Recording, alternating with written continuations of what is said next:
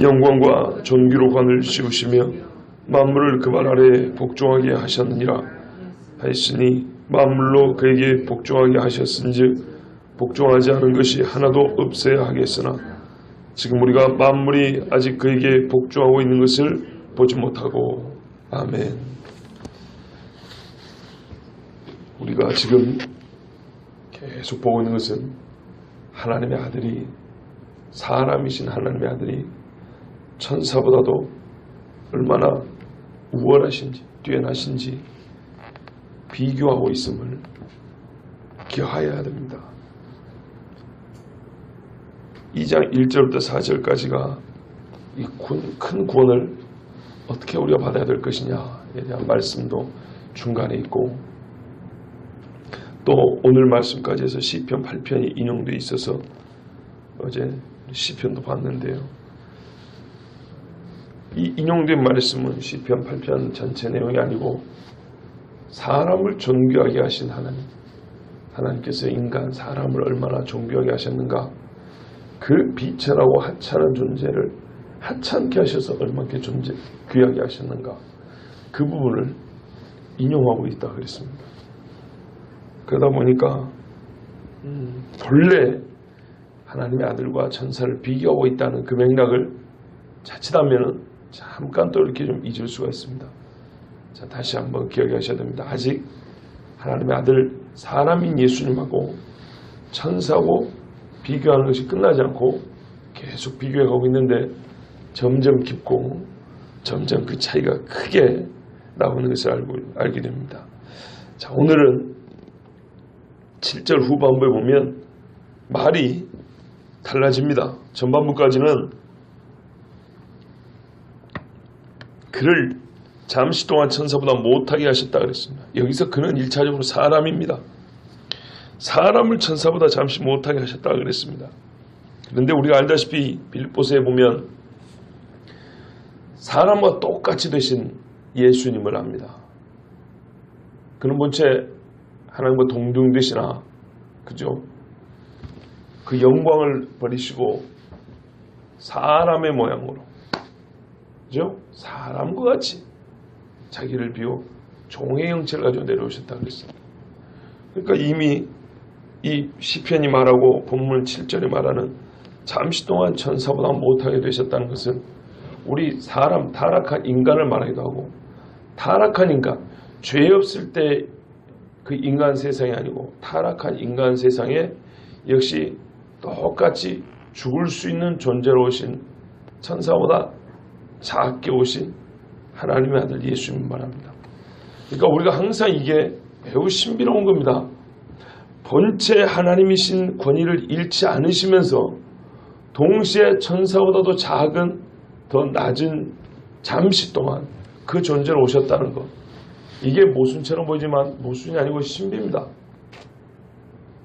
모순은 나조차도 이해시킬 수 없는 앞뒤가 안 맞는 거고, 신비는 너무 말 그대로 신비로워서 내가 이해를 못하는 겁니다. 내 이해가 못 쫓아가는 겁니다. 하나님 아들 예수님은 죄가 없으셨어요. 타락하기 전 인간의 모습, 온전한 인간성이죠. 그런데 죽으셨어요. 죽는다는 것은 타락한 인간에게 주어진 저주입니다. 그렇죠? 예수는 그래 신비롭다는 겁니다. 이 말입니다. 그는 하나님으로서의 권위를 잃지 않으셨기 때문에 바람과 바다가 순종하고 귀신이 벌벌 떱니다. 그러나 잠시 동안 천사보다 못하게 되셨기 때문에 죽을 수 있습니다. 왜냐하면 죄 지은 인간과 똑같이 되셨거든요. 이거는 죽는다는 것은 죄 지은 인간의 상태지 죄 짓기 전 인간의 상태가 아닙니다. 그래서 이 은혜가 엄청나게 큰 겁니다. 그가 죄 지은 인간의 상태, 그 연약함을 입으셨다는 겁니다. 그런데 자기는 또 죄를 안 지어요. 그러니 예수님의 죽음은 얼마나 억울하겠습니까? 그래서 예수님의 죽음은 자기 죄로 인한 마땅한 죽음이 아니라 순전히 100% 우리 죄를 짊어지기 때문에 죽으신 거예요. 자, 그런데요, 이 사람을, 바로 우리면서 동시에 사람이신 예수님을 잠시 동안 천사보다 못하게 하셨기 때문에 어떻게 하셨어요? 영광과 존귀로 관을 씌우셨어요. 참 재밌는 거는 관을 씌우시며 여기서는 이 말의 시제를 파악하기가 어렵습니다. 옛날 이야기인지 지금 이야기인지 앞으로 하겠다는 건지 좀 이해하기가 어렵습니다. 학교 다녀왔습니다. 학교 다녀오겠습니다. 학교 다녀올 것입니다. 차이가 있지요. 그런데 그냥 씌우시며 이 말은 이거 언제적 이야기지? 전체적인 맥락으로 봤을 때는 앞으로 그럴 것 같은 거. 네, 왜냐하면 사람이니까 일차적으로. 그런데 분명히 헬라어에는 과거형으로 되어 있습니다. 씌우셨다 이렇게 되어 있어요. 그러면 이건 순전히 예수님 이야기구만. 왜냐하면 예수님이 예전에 2000년 죽으셨고 부활하셔서 하늘 보좌에 오르셨잖아요. 하나님 보좌 우편에 서 계시느니라, 앉아 계시느니라. 그 스데반 죽을 때도 거기서 이렇게 읽고 보셨잖아요. 예수님 이야기구만. 지금까지 기껏 사람이 예수님의 그 영광을 함께 누린다 하더니 아니구만. 그렇지 않아요. 로마서 8장에 보면 이런 말씀이 있어요. 의롭다 하신 그들을 또한 영화롭게 하셨느니라. 이거 과거형입니다. 의롭다함을 받은 것은 과거죠, 분명히. 그리고 계속되고 있습니다. 영화롭다는 것은 예전에 아마 다 교리교육할 때 배우셨겠지만 영화의 상태는 우리가 완전히 구원받은 이후의 이야기입니다. 이 땅에서는 점점 거룩해지면서 성화라 그러죠. 성화되어 가다가 열심히 훈련하고 연단받고 깨끗해지고 이렇게 되다가 주님 나라에 올라가면 아주 영광스러운 존재로 변한다 했습니다. 엘리야하고 모세처럼. 그때 영화롭습니다. 이거는 나중 이야기입니다. 그런데 로마서에는 영화롭게 하셨느니라고 과거로 말을 해버렸어요.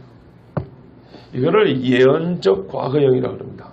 무슨 말이냐면 예언인데요. 미래에 있을 이야기인데 너무나 확실하기 때문에 이미 지나간 일인 것처럼 과거형으로 표현하는 겁니다. 왜냐하면 하나님은 변개하지도 아니하시고 능력이 없는 분도 아니고 전능하거든요. 그렇기 때문에 하나님이 앞으로 있을 거라고 말씀하신 일은 그건 물어볼 것도 없이 이미 끝난 일이라는 거예요. 그래서 예언이지만 과거형으로 표현합니다. 우리가 할 수 있는 문법에서 최고로 확실한 표현입니다. 네. 얼마큼 확실하냐면 나중에 쓸 일인데 이미 끝나버린 일인 것처럼 우리가 일상생활에 그 정도로 말한다면 어느 정도의 확신을 갖고 말하는 것이겠습니까? 하나님께서 아브라함에게 그랬어요. 창세기 17장에 5절에 보면 내가 너를 많은 민족의 조상으로 세웠다 그랬어요. 로마서 4장 17절도 이것을 그대로 갖다 씁니다. 율법이 있기 전에 하나님께서 아브라함의 믿음을 보시고 하신 복이 주신 복이 내가 너를 많은 민족의 조상으로 세워버렸다 이렇게 돼 있어요. 그것도 옛날에 끝난 이야기입니다. 그러나 아브라함이 생존했을 당시에는 기껏해야 야곱하고 에서 태어난 거 보고 죽었어요. 야곱하고 에서 열 몇 살 먹을 때까지 이 애들 재롱 보다가 하나님의 약속 몇 마디 가르쳐주고 그러고 죽었어요. 가나안 땅에서 땅 한 평 자기 것 똑바로 못 얻고 장지만 사가지고 좀 쓰다가 그러고 죽었어요. 그런데 오늘 우리가 보고 있잖아요. 우리가 지금 아브라함의 유업을 이은 아브라함의 자손들이 되지 않았습니까? 그죠? 지금 4,000년 후의 이야기입니다. 지금 우리가 지금 이야기는. 그럼에도 불구하고 하나님은 아브라함에게 4,000년 전에 끝난 이야기처럼 말씀하셨어요. 이게 바로 예언적 과거형이란 겁니다. 그러면 영광과 존귀로 관을 씌우셨다. 이 말은 앞으로 있을 이야기인데 매우 확실하여 하나님이 틀림없이 그렇게 하실 것이므로 이렇게 표현한 겁니다. 자, 예수님은 이미 영광과 존귀를 입으셨지만 여러분 그거 아세요? 예수님이 지금 부활하셔서 받은 영광과 존귀보다 재림하실 때 취하실 영광과 존귀는 더 큽니다. 그때는 더 큽니다. 맨 마지막에 멸망받은 원수는 사망이라 아직 그때는 안 왔거든요. 그놈들까지 싹 굴어 엎드릴 때까지 그때는 훨씬 큽니다. 그리고 우리 사람에게도 그때 큰 영광과 존귀로 관을 씌워주실 겁니다. 그게 확실하여 과거형을 표현한 겁니다. 바울이 디모데후서에서 이렇게 말했습니다. 내가 선한 싸움을 싸우고 다 싸우고 나의 달려갈 길을 마치고 믿음을 지켰으니 이제 후로는 나를 위하여 의의 면류관이 예비되었으므로 주 곧 의로우신 재판장이 그날에 내게 주실 것이며 내게만 아니라 주의 나타나심을 삼하는 모든 자에게니라 그랬습니다. 앞으로 주실 거예요. 뭐가요? 의의 면류관을 주신답니다. 영광과 존귀로 관을 씌우시며, 그렇죠? 이거를 나아져야 준대요. 그런데 오늘 본문은 이 나아져야 될 것이 확실하여 과거형을 표현했다는 겁니다. 야고보서에도 이런 말씀이 있습니다. 시험을 참는 자는 복이 있나니 이는 시련을 견디어낸 자가 주께서 자기를 사랑하는 자들에게 약속하신 생명의 면류관을 얻을 것이기 때문이라. 이렇게 말씀했어요. 우리가 영광과 존귀의 관을 나중에 얻을 것입니다. 그 관이 매우 영광스러워요. 매우 우리를 존귀케 해요. 그런데 그 관의 이름이 생명의 면류관이고 의의 면류관이라고 했어요. 그렇기 때문에 너무나 영광스럽고 존귀해요. 영광이라는 것은 빛입니다. 아름답고 박단한 거예요. 하나님의 거룩한 속성 그 자체를 어떤 광도로 표현할 때, 빛으로 묘사할 때 영광스럽다. 거룩한 속성 그 자체를 말해요. 최고로 거룩한 상태.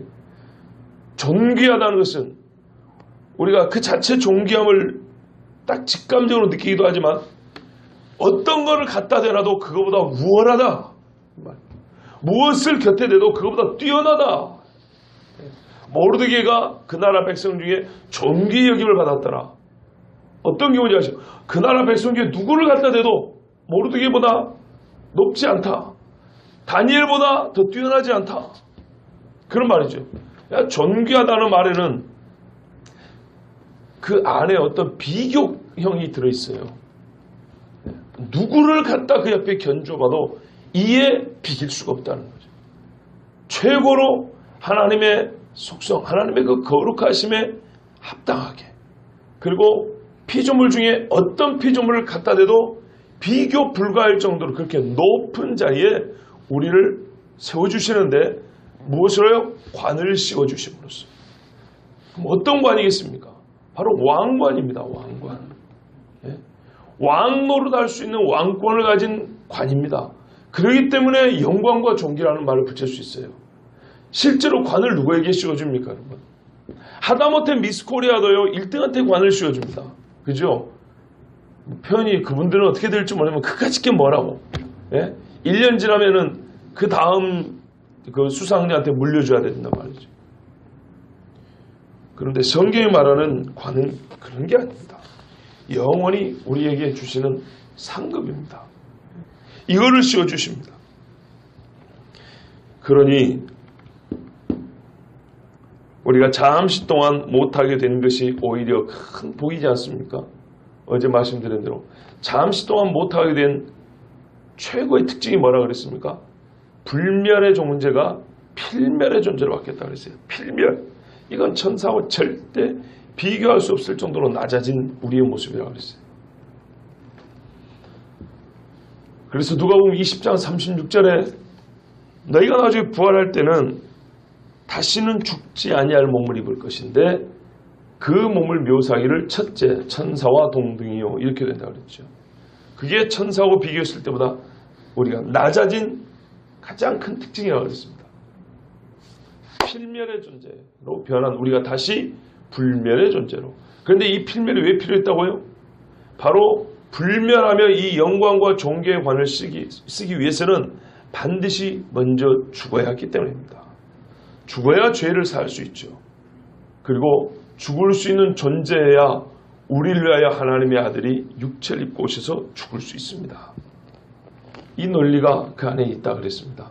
그렇기 때문에 우리가 하나님 앞에 잠시 천사보다 낮춰졌다고, 예수님이 잠시 천사보다 낮은 존재로 그렇게 오셨다고 하여, 죽을 수 있는 존재로 오셨다고 하여 그것이 수치와 부끄러움이라보다는 잠시 후에 우리가 받을 영광과 좋게 비교할 수 없는 그런 낮아짐이고 그런 약간의 부끄러움입니다.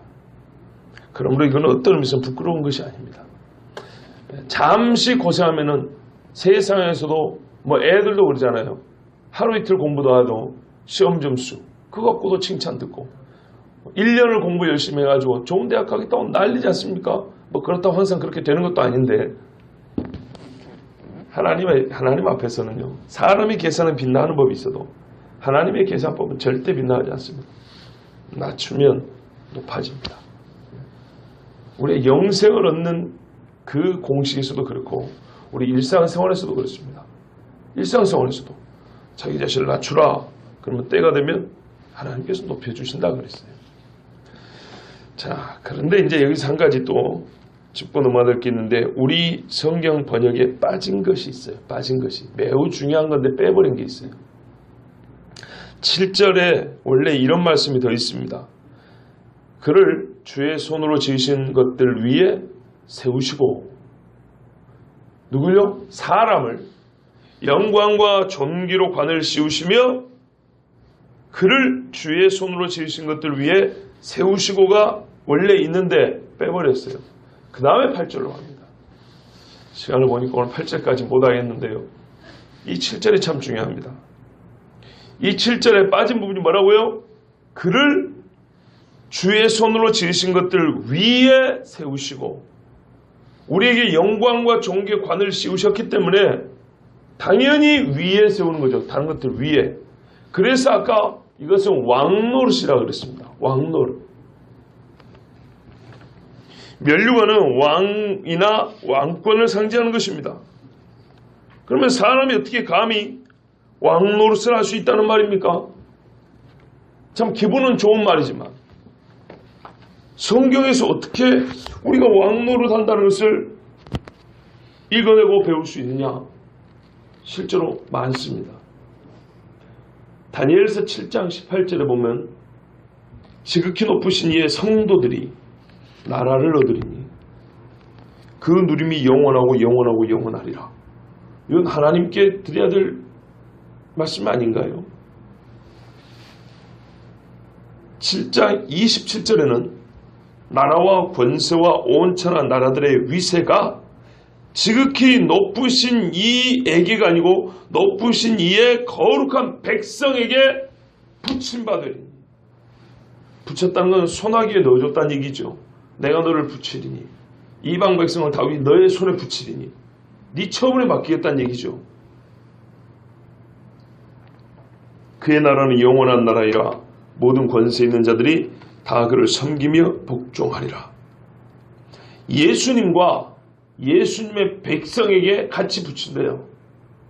그래서 같이 다스린답니다. 다니엘이 내다봅니다. 그럼 다니엘만 그런 소리 했나? 요한계시록에 보면 2장 26절하고 3장 21절에도 이기는 자와 끝까지 내 일을 지키는 자는 그에게 만국을 다스리는 권세를 주시리니, 이렇게 되어 있어요. 이기는 그에게는 내가 내 보좌에 함께 앉게 하여 주기를, 내가 이기고 아버지 보좌에 함께 앉은 것과 같이 하리라. 뭐하고 같이요?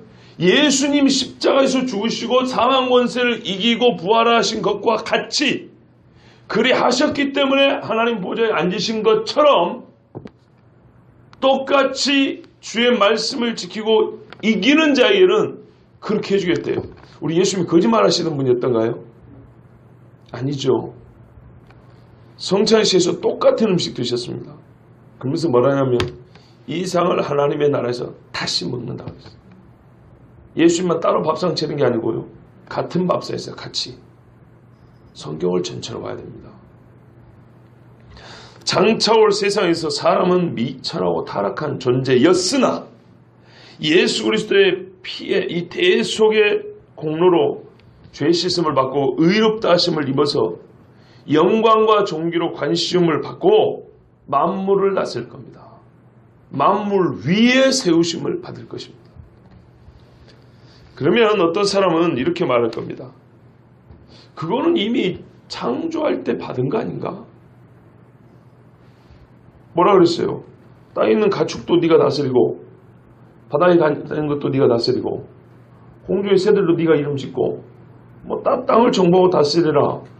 만물 위에 세우시고 이미 그거 창조 때 받은 거 아니냐고.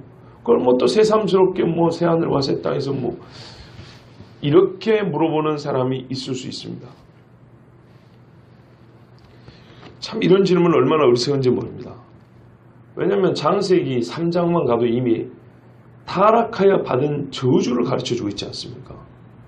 뭐라고 저주를 했습니까? 하나님이 땅이 네 말을 안 듣는다 그랬잖아요. 곡시에 씨를 뿌렸더니 가시와 엉겅퀴가 먼저 난다 그러지 않습니까? 그죠?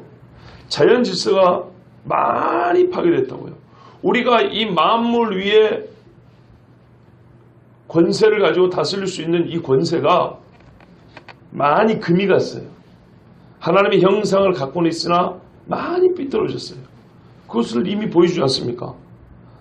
사자가 가서 만질라 그러면은 고개 숙이고 꼬리를 살랑살랑 흔듭니까? 물어버리죠. 사자에서 물려 죽은 사람이 1년에도 몇 명씩 나오는지 모릅니다. 하마와 같이 수영을 하시지, 악어하고. 물에 들어가자마자 몸이 반토막이 날 겁니다. 왜 그래요? 만물 위에 세우심 받는데 죄를 지어서 이게 뒤집어져서 그래요. 이 현실을 보면서도 아니 만물 위에 세우심을 받은 것이 창조시에 받은 것인데 뭘 그 새삼스럽게 뭐 또 받을 필요가 있냐고. 받아야죠. 죄로 말면 뒤집어졌으니까 다시 뒤집어야죠. 그렇지 않습니까? 바로 이 새하늘과 새 땅에서 우리가 만물을 다스릴 그 권세, 권능을 하나님은 일찍이 이사야에게 보여주셨습니다. 그게 바로 이사야 11장 7절에서 9절에 짧게나마 묘사되어 있는 부분인데요. 우리가 어릴 때부터 신앙생활 하셨다면 자주 불렀던 노래에 그 이야기가 있습니다. 사막에 샘이 넘쳐 흐르리라. 사막에 꽃이 피어 향내 내리라. 사자하고 어린 양이 뛰놀고 어린 양이 독사굴에 손 넣어도 물지 않는 그 나라가 오리라. 그게 이사야 11장에 기록이 되어 있습니다. 왜 그 나라가 오리라고 말해야 됩니까? 그 나라가 원래 있었던 건데 깨뜨려졌기 때문에 그런 거 아닙니까? 예. 그래서 영광과 존귀로 관을 씌우심을 받아서 다시 그 만물 위에 세워져서 그것들을 다스려야죠. 그렇죠? 그때 진짜로 창세기 1장 26절의 말씀, 하나님이 이르시되 우리의 형상을 따라 우리의 모양대로 우리가 사람을 만들고 그들로 바다의 물고기와 하늘의 새와 가축과 온 땅과 땅에 기는 모든 것을 다스리게 하자. 이게 온전하고 완전하게 100% 성취되지 않겠습니까? 저는 여러분에게 몇 번이나 반복해서 말씀드렸습니다. 구원이란 한 사람이 죽어 지금 낙원이라 불리는 우리가 흔히 말하는 천국에 올라가는 것으로만 그치는 것이 아니고, 그것이 일신에게는 최고지만 그것으로 그치는 것이 아니라 한 사람으로 보더라도 주님이 다시 오셔서 만물을 새롭게 하신다.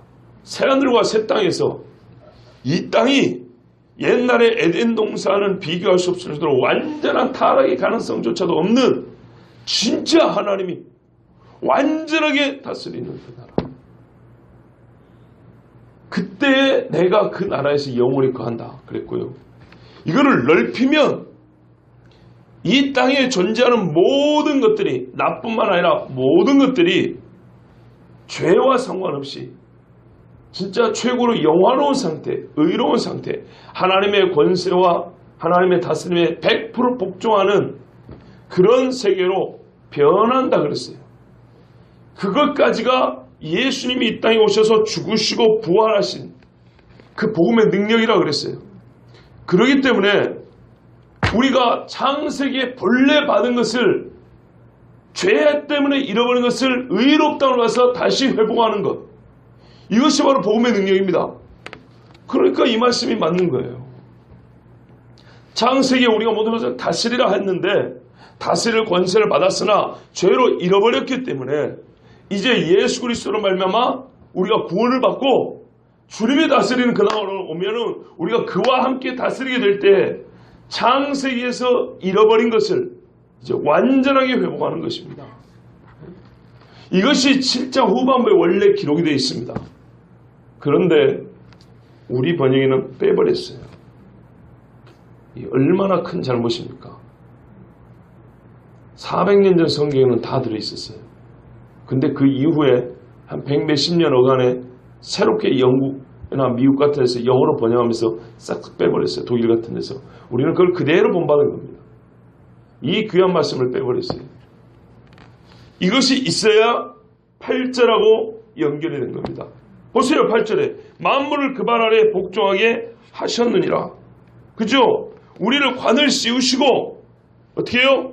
그 사람을 주의 손으로 지으신 것들 위에 세우셨다 그랬어요. 관 씌우고 세우시고 세우시면 어떻게 해요? 만물을 이제 세움받은 그 발밑에 복종하라. 이렇게 된 거예요. 순서가. 말이 맞죠? 봐보세요. 저를 보세요. 관을 씌우시고 왕자에 앉히시고 만물은 그 발밑에 복종하게 하시고 이렇게 되는데 관 씌우시고 복종하게 이렇게 하는 거예요. 우리를 왕자에 앉혔다. 왕자에 세우셨다. 이거를 빼버렸다고. 이 가운데 걸 빼버렸다고요. 이 말은 예수님이 보호자의 그 존경을 가지고 왕권을 가지고 계신다는 것을 빼버린 거하고 똑같은 거예요. 우리 사람만 억울한 게 아니고 지금 우리는 아들을 지금 천사하고 비교하고 있는 그 맥락이라고 제가 누차 반복합니다. 그거를 확실하게 하기 위해서 정말 나 같은 죄인조차도 이 사람조차도 하나님이 훗날 어떻게 존귀하게 하실 것인가 이걸 우리가 보고 있는 거예요. 그러나 사람 중에 사람이요 인자 중에 인자요 하나님의 아들이신 예수님은 너무나 당연한 이야기예요. 오히려 그로 말미암아 우리가 이렇게 존귀함을 받는 거예요. 자, 그러므로 7장에 상실된 생략된 부분까지 해서 우리는 하나님께서 우리가 나중에 입을 영광과 존귀에 쓸 관 그리고 그 관을 가지고 왕노릇할 것까지 이렇게 예언하고 있습니다. 그리고 8절에 가면 만물이 그 발에 복종할 것. 그런데 또 하나의 질문이 예상됩니다. 어떤 이가 이렇게 말할 것입니다. 그런데 우리 눈앞에 복종하는 거 안 보이는데요. 이렇게 또 반문하는 헛똑똑이가 있다 그럽니다. 그것을 가지고 바울이 예상하여 질문을 자기가 먼저 하여서 대답을 해주는 게 이제 8절과 9절 말씀입니다. 오늘 시간 관계에서 여기까지 하고 그 속 시원한 대답 또 한 번의 의심의 질문과 속 시원한 그 대답을 내일 다시 듣도록 하겠습니다.